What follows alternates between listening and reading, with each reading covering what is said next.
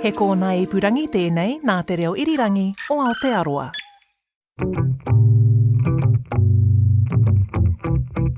The personal is political and the political is personal. I am of African descent. I am from Zimbabwe. We have a particular way of seeing the world. We say munu munu nekudakwe vanu, and that loosely translates to you are a person because of other people. Welcome to Here Now. I'm Kadambri Raghukumar. That's Makanaka Tuve joining me in this third episode of a 4-part series on conversations with Black women about their experiences making careers for themselves in New Zealand, how they've navigated race, culture and identity in their new home, and through their journey have become a source of inspiration to the diaspora. There's that conversation that needs to be had because these things around race and culture are named and look differently across the globe. Makanaka, or Maka as she's known, is a researcher and runs a collective wellness practice. I've known her to be someone who's always worn many hats, and I'm quietly reassured to find out that that's still the case from when she first launched her pet project Afro Days in 2018, bringing music from across Africa to events in Auckland. We'll come to all of that shortly, but here's a bit of the origin story from when she first arrived in New Zealand with her family as a 10-year-old from Zimbabwe, trying to find her feet in Wellington. Growing up, I always knew I was Zimbabwean, I was Shona. Yes, of course, there is aspects of other ancestry within my familial line, but I always knew myself as concretely as Zimbabwean. And then when you migrate, not only are you now African, but then you also start to learn about the process of racialization at a much more deeper and visceral level than you did growing up. I'm not going to say that I didn't know I was Black growing up in Zimbabwe because, come on, Zimbabwe gained independence in 1980, and I went to a school that was multiracial. We had children who identified as white Zimbabwean, but we also had kids coming in from Portugal, from all over Africa. It was basically an international school. So to say that I didn't necessarily know I was Black might be a bit of a stretch, but I didn't realize or understand the depth of that racialization outside of that context. And then when you move to a different place, that then takes on a whole new meaning. Yeah.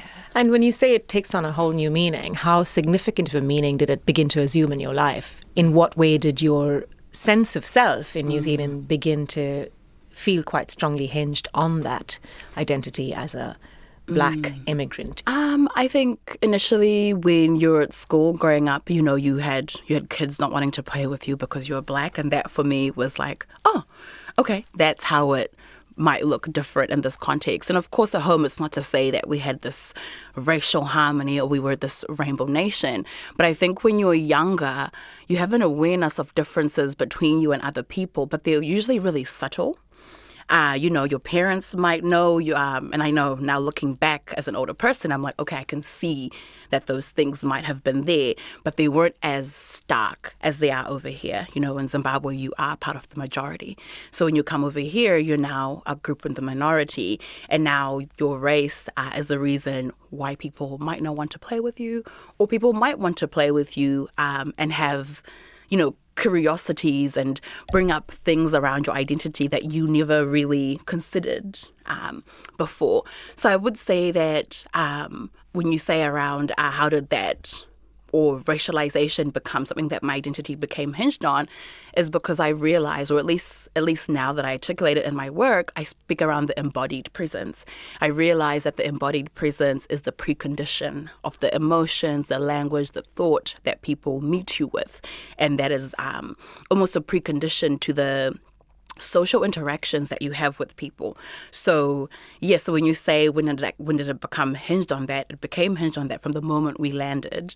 And I think it's only now, as I am deepening in my studies and in my scholarship and everything else, that I am beginning to understand and to articulate that. I remember you as someone that was, setting some kind of platform out there for people to come and experience what it's like to be part of African music, African culture across the board. That seems to be something you've left behind as you've moved into academia. Tell me about that journey. How did that begin? I started, producing cultural events or things that are centered in culture in 2012 when I was still in uni and I was always studying. And then by the time we got to Afro Days, I had just finished my master's. So I've always studied, but I think I've never always led with that. I was in my 20s, I'm having a good time. I'm experimenting with different modalities, with different music, with different ways of articulating certain things. But even when you look at Afro Days and you take a step back, there is a very heavy educational element to it. Being a practice-led researcher or practice-led academic is that your research is informed by life, but your life is also informed by the research. And so when I was putting together things like Afro Days, there was also always an element of educating people, not just about West African music, but about music from the whole entire continent. It was also always about educating people about the ways in which the Black diaspora connects across the world through sound.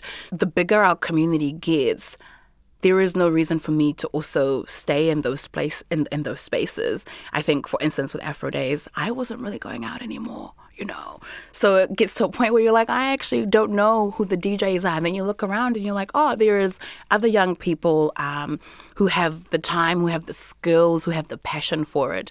Why am I taking up space in this way when I can move to the side and be there for conversation, for support, and help in other ways? What does that work look like for you today? What do you do?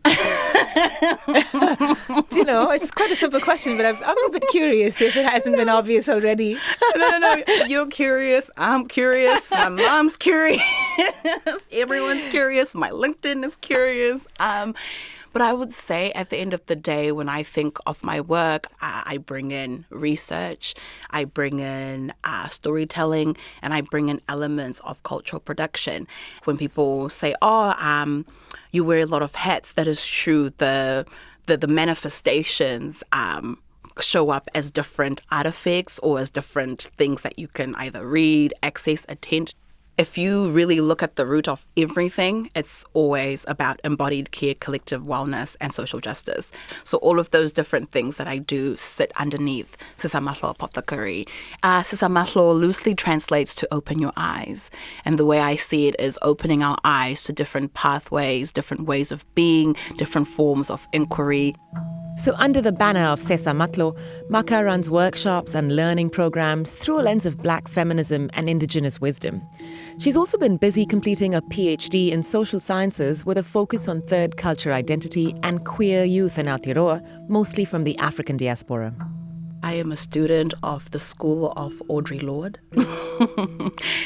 So I believe, or I see myself as part of a lineage of, Black feminists who have articulated different ways of thinking, of practice and everything else. And there's very many ways in which Black feminisms are articulated or thought about.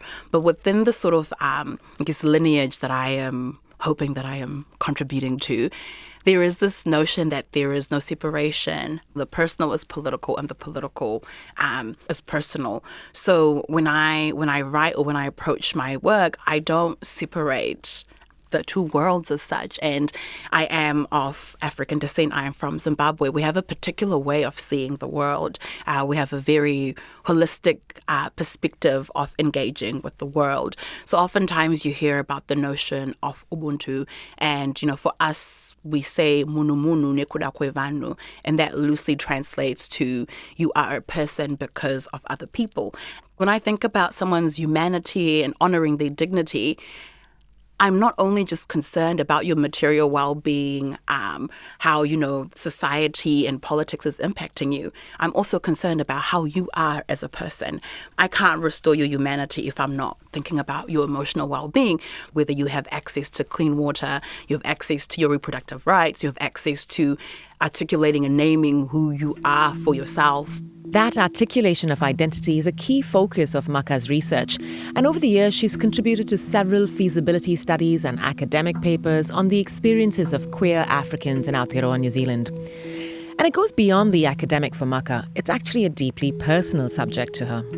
And I would say at the moment, when I think about the diasporic community and I think about queer African people in the diaspora, I would say the biggest issue right now is reconciling, being perceived as things that are impossible or deviant or against our cultural and religious practices and norms. And I think even in some of my work and some of the literature reviews I've done and some of the papers I've written, they do say that is forced invisibility of queer people who are members of the diaspora communities is one of the biggest challenges.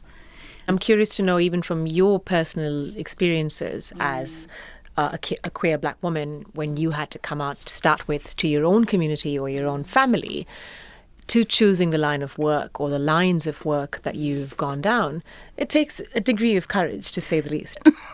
You have to disappoint people. You have to disappoint and let down the expectations that people have of you. And I think my parents hear me say that, let them down, they'll be like, oh no, but we're proud of you. But you all know what I mean with that. And I think even in my process of being out, I don't have a coming out story. I never said I'm coming out. I just said, hey, this is my girlfriend. This is who I'm seeing right now. The world or my community or my family, you've known me to date this person. And in the same way that I would introduce somebody who might be identified as a man is the same way that I will introduce whoever I'm dating. So I think there's also that part of me that's always been there again from a young age where I'm just like, I'm just gonna be me. I'm just gonna do me. I ended up diving into the theory and everything else because the theory helps you to articulate and understand that some of those limitations that are placed on us are based on cultural or religious normatives that actually don't have anything to do with our culture or our religion. They are just patriarchal ways in which things are now understood, even post-independence. You have heteropatriarchal narratives that hold up cultures, or that some cultures will say that that's the way we do things, and that's that. But I think I've just always been like, is that, or is there other ways? So yeah, just take a bit of courage. And I think, again, going back to that lineage, when you read the works of Audre Lorde, if you read her biomythography, Zami, a new spelling of my name, you really see that struggle. If you read works by Bell Hooks around belongingness, you really see that struggle. If you read countless books of third culture kids, you really see that struggle. So I think also that's immersing myself in books helps to have that courage. But yeah, it's not it's not easy. Some days I'm like, Jesus, can you just be normal? Can you just wake up and do the things that are the norm? But then when I ask myself what the norm is, it is showing up as I am. Makanaka Tuve joining me in that third part of a 4-part series on conversations with Black women around New Zealand. My name is Kadambari Raghukumar, and every week I bring you stories from all across the country featuring people from all around the world.